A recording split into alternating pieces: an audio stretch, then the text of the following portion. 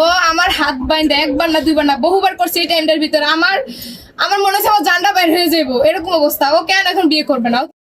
সামাজিক যোগাযোগ মাধ্যমে পরিচয়, সেখান থেকেই শুরু সুমন ও সুরাইয়ার সম্পর্ক।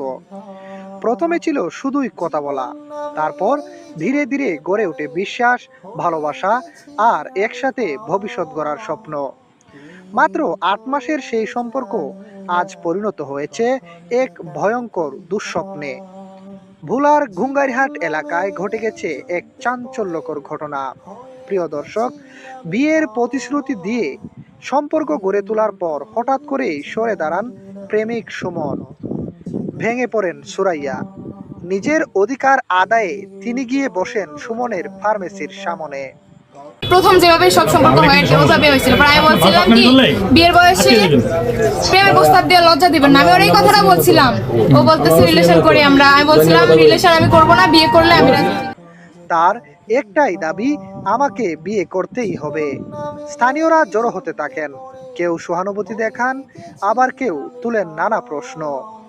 সুরাইয়ার অভিযোগ, সম্পর্কের সময় তারা একসাথে বিভিন্ন জায়গায় সময় কাটিয়েছেন, কখনো হোটেলে, কখনো নির্জন স্থানে।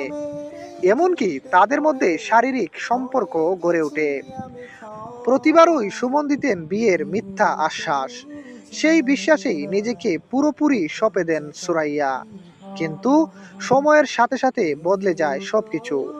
সুরাইয়া যেন কিছুই বুঝে উঠতে পারলেন না। যখন বুঝে উঠতে পারলেন, তখন হারিয়ে ফেললেন নিজের সেই একমাত্র সম্ভ্রম, আত্মসম্মান, ইজ্জত, সবকিছু। বিয়ের কথা উঠলেই এড়িয়ে যেতে থাকেন সুমন।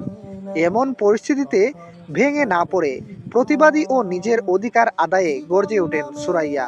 ওরে যেতে রাজি, ও আমার বিয়ে করবে না। বিয়ে যদি করতে না পারলে আমার সাথে এগুলা কেন, এগুলা কেন হইছে আমার সাথে?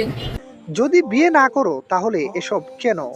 শুধু তাই নয়, সুরাইয়া আরো বলেন, সুমন নাকি আরো কয়েকজন মেয়ের সাথেও একই কাজ করেছেন।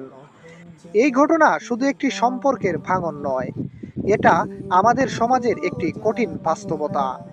ভালোবাসা, বিশ্বাস আর দায়িত্ব, এই তিনটির অভাবই এমন পরিস্থিতির জন্ম দেয়।